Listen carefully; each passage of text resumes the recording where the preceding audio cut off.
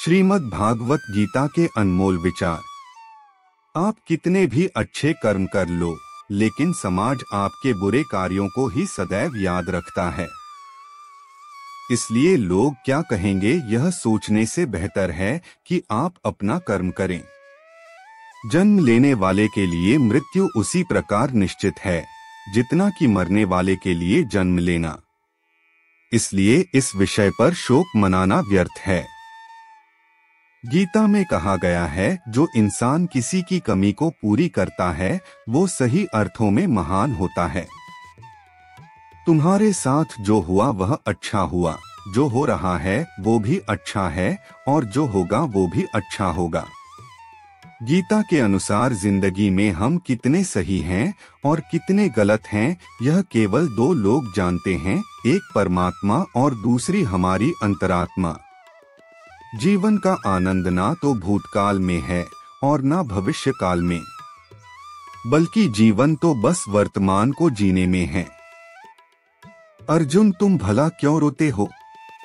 तुमने जो खोया क्या वह तुमने पैदा किया था? आज जो तुम्हारा है वह कल किसी और का होगा, क्योंकि परिवर्तन ही संसार का नियम है। किसी का अच्छा ना कर सको तो बुरा भी मत करना, क्योंकि दुनिया कमजोर है लेकिन दुनिया बनाने वाला नहीं।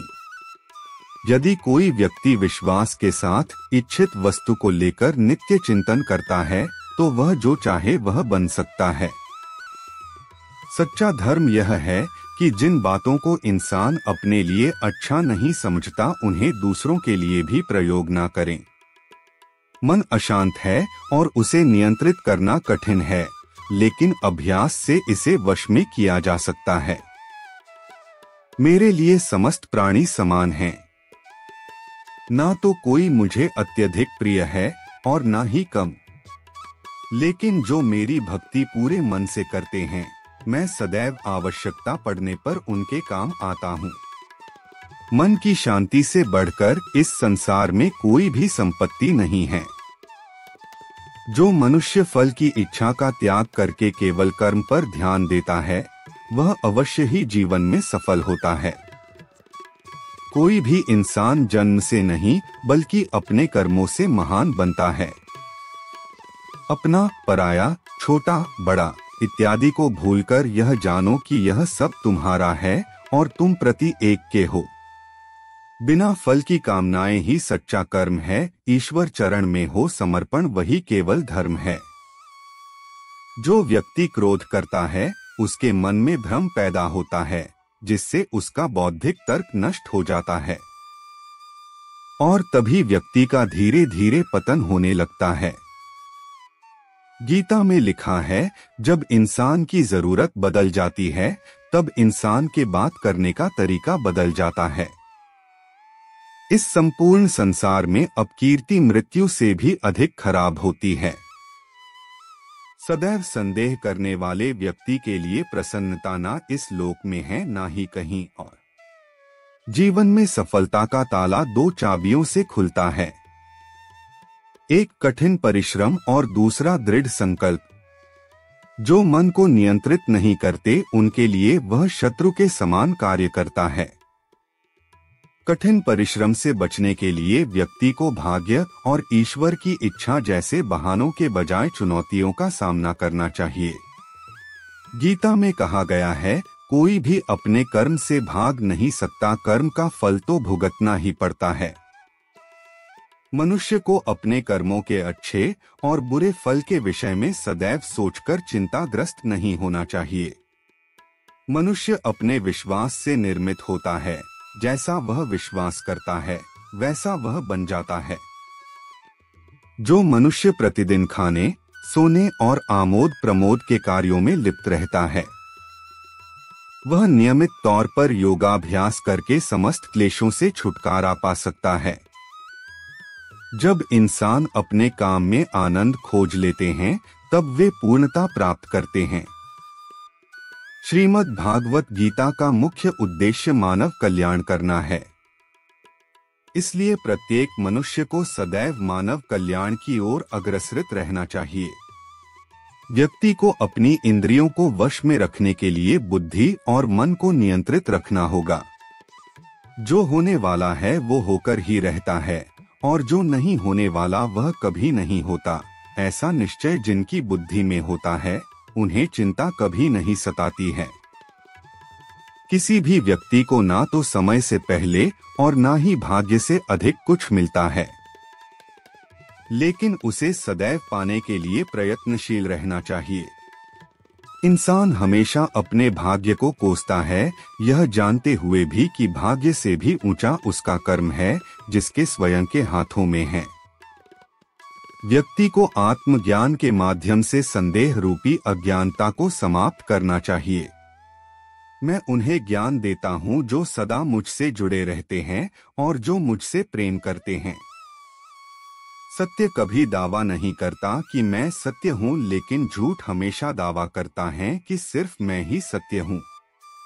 परिवर्तन संसार का नियम है। समय के साथ संसार में हर चीज परिवर्तन के नियम का पालन करती है। हालांकि मैं भूत, भविष्य और वर्तमान काल के तीनों जीवों को जानता हूँ, लेकिन मुझे वास्तव में कोई नहीं जानता है। संयम, सदाचार, स्नेह एवं सेवा ये गुण सत्संग के बिना नहीं आते। मनुष्य जिस रूप में ईश्वर को याद करता है, ईश्वर भी उसे उसी रूप में दर्शन देते हैं।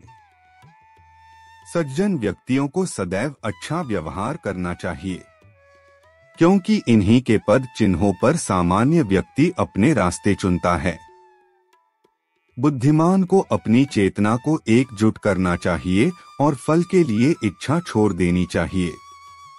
मन अवश्य ही चंचल होता है, लेकिन उसे अभ्यास और वैराग्य के माध्यम से वश में लाया जा सकता है। इंद्रियों की दुनिया में कल्पना सुखों की प्रथम शुरुआत है और अंत भी जो दुख को जन्म देता है। इस संपूर्ण संसार में कोई भी व्यक्ति महान नहीं जन्मा होता है, बल्कि उसके कर्म उसे महान बनाते हैं। हे पार्थ, मैंने और तुमने अपने कर्तव्यों को निभाने के लिए धरती पर कई अवतार लिए हैं, लेकिन मुझे याद है और तुम्हें नहीं। वासना, क्रोध और लालच नरक के 3 दरवाजे हैं। जो मनुष्य जिस देवता की विश्वास के साथ भक्ति करता है, मैं उस व्यक्ति की उसी देवता में दृढ़ता बढ़ा देता हूँ। सभी काम छोड़कर बस भगवान में पूर्ण रूप से समर्पित हो जाओ, मैं तुम्हें सभी पापों से मुक्त कर दूंगा। जो व्यक्ति मैं और मेरा इत्यादि की भावना से मुक्त हो जाता है, उसे जीवन में शांति की प्राप्ति होती है। आत्मज्ञान की तलवार से काटकर अपने हृदय के अज्ञान के संदेह अलग कर दो। अनुशासित रहो, उठो और कार्य करो। जिस प्रकार से प्राकृतिक मौसम में बदलाव आता है, ठीक उसी प्रकार से जीवन में भी सुख दुख आता रहता है। वह कभी स्थायी नहीं रहते हैं। इस जीवन में ना कुछ खोता है, ना व्यर्थ होता है। भगवान श्री कृष्ण कहते हैं कि मैं इस संसार की सुगंध हूँ, अग्नि की ऊष्मा हूँ और समस्त जीवित प्राणियों का आत्म संयम हूँ। वह जो सभी इच्छाएं त्याग देता है, उसे शांति की प्राप्त होती है। संपूर्ण संसार में जब अधर्म और पाप बढ़ता है, तो मैं धर्म की पुनः स्थापना के लिए धरती पर अवतार लेता हूँ। जैसे अंधेरे में प्रकाश की ज्योति जगमगाती है, ठीक उसी प्रकार से सत्य की चमक भी कभी फीकी नहीं पड़ती। इसलिए व्यक्ति को सदैव सत्य बोलना चाहिए। मैं सभी प्राणियों के हृदय में विद्यमान हूँ। जो व्यक्ति मृत्यु के दौरान मेरा नाम लेता है, वह सदैव मेरे ही धाम को प्राप्त होता है। इसमें कोई शक नहीं है। ऐसा कुछ भी नहीं, चेतन या अचेतन, जो मेरे बिना अस्तित्व में रह सकता हो। परिवर्तन ही इस संपूर्ण संसार का नियम है। इसलिए व्यक्ति को कभी अपने वर्तमान पर घमंड नहीं करना चाहिए। जिसने जन्म लिया है, उसकी मृत्यु निश्चित है और मृत्यु के पश्चात पुनर्जन्म भी निश्चित है। मनुष्य का संपूर्ण शरीर 5 तत्वों से मिलकर बना है, अग्नि, जल, वायु, आकाश और पृथ्वी। और अंत में उसके शरीर को इन्हीं पंचतत्वों में ही विलीन हो जाना है।